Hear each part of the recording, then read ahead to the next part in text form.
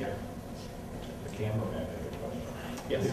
I'm an ex-Jehovah's Witness too, and when I quit the group, I was 15, and I faced the real possibility that my mom was going to stop talking to me. Okay? Absolutely. My question is, how is it that some people are able to break away? Do you think there's a genetic component? Because I always think all of us here, we can it's so obvious, this stuff is crazy. But other people can't see it.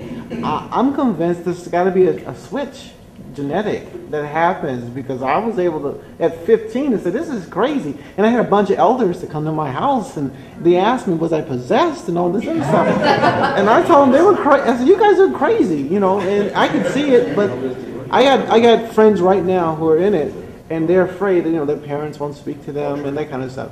Do you think there's a genetic component at all to that? Not a geneticist. That's my own. There is a spot on a group. It's called Beyond Belief, and I think it's the 2006. There's 2006, 2007, and Dawkins was subjected to a test that was trying to get at that God gene, and he failed it. And he said, I think I understand.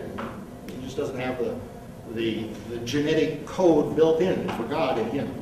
But there are other people who were become atheists, who go through a different kind of deconversion. I really bought into spirituality and religion. Big. Stations of the Cross, 45 minutes. We should just do one last question, maybe. Yeah. Okay, One last question, yes. I'm wondering, out of all the books that you have listed, what are the one or two ones that you would highly recommend?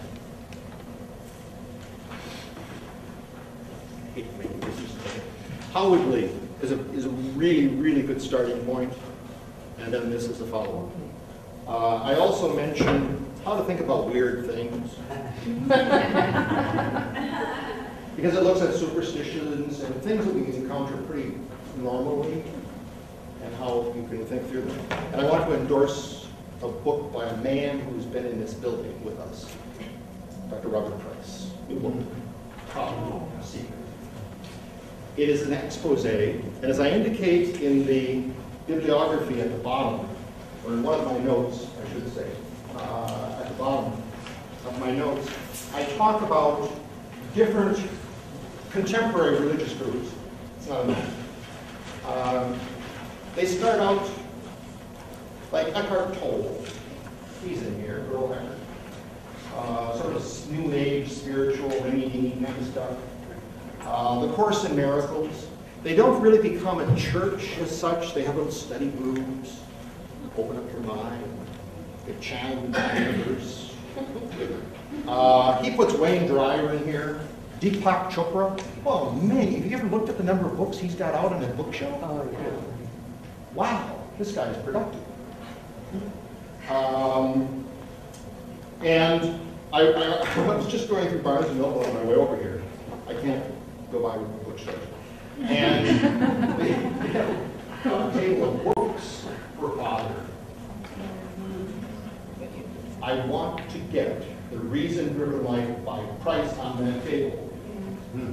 There is a book by Joel Osteen. He's the latest and the greatest evangelical kind of preacher out of Texas.